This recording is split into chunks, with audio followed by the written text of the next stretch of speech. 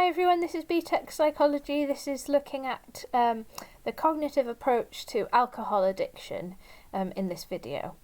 And as you know, for each type of addiction that we look at, you need to have three things that you need to know about: initiation, maintenance and relapse. This is just a quick reminder. Initiation means to begin something, maintenance means why the addiction continues, and relapse when they try to stop but end up doing it again. So we're going to look at those three things for alcoholism. Right, firstly, the self-medication model is the name for this explanation for alcoholism.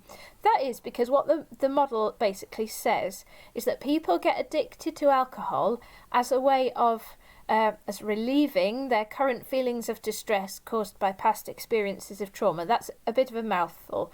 What that basically means is people who've suffered some sort of trauma in their past, such as maybe abuse, neglect, or something similar, may turn to alcohol as a way to cope with the feelings of stress and upset that they feel as a result of that trauma that they experienced.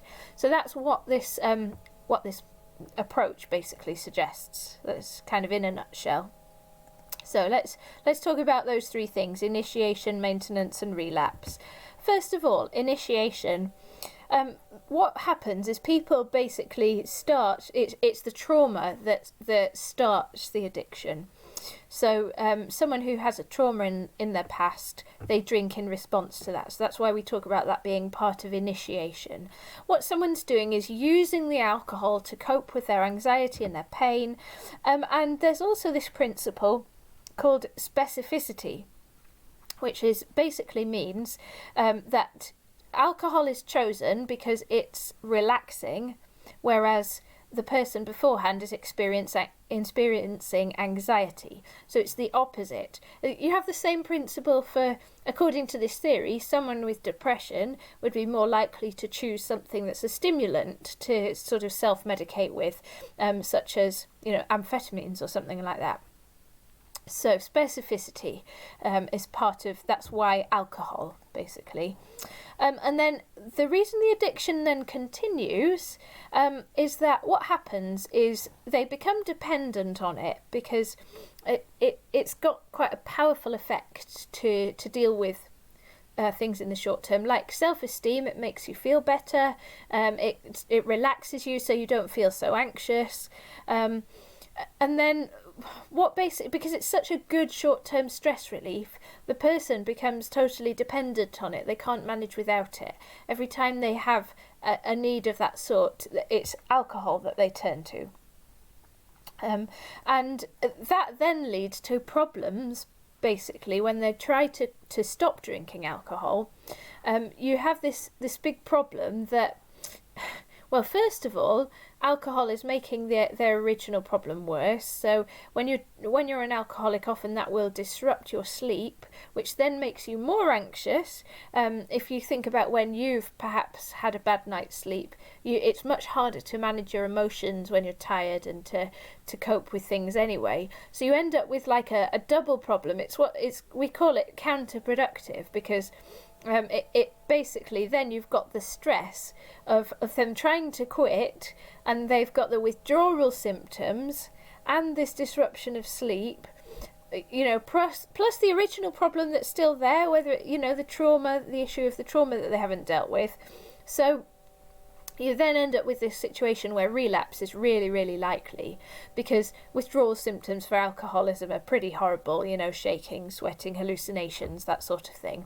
So that's why it's, according to this theory, why it can be really hard to stop being an alcoholic, to stop drinking alcohol. So there we have it: initiation, maintenance and relapse, according to the cognitive approach. Now, why is this a cognitive theory? If you remember from last year when you looked at the different approaches, anything that's a cognitive theory will be to do with thought processes in our minds, how our thought processes affect our behaviour. You will have looked at it last year in terms of memory. So we need to just pick out, why is this a cognitive model? What in particular is a thought process? So I've identified here some irrational beliefs, according to this theory, that may lead to alcoholism, like, I need alcohol to cope with this distress, I can't manage with alcohol. Those are what we call irrational beliefs. The person may feel that they need alcohol to cope with it, but actually if they were able to deal with the underlying distress in a more productive way, they wouldn't need alcohol to cope with it. Thought processes or emotions the person is unable to manage can come under the cognitive approach. So we're identifying the anxiety and the distress. So all of those things, those irrational thought processes and those emotions, that's why it's a cognitive model. That's the focus of this model, really, is the fact that someone ends up in a situation where they feel, wrongly or rightly, that they can't cope without alcohol, and so therefore they drink it. Okay. Evaluation of this theory then. We've got 4 pieces of research in your textbook that you'll need to have a little look at. So the first study, this is one that is worth learning because you'll come back to it when you do Unit 6.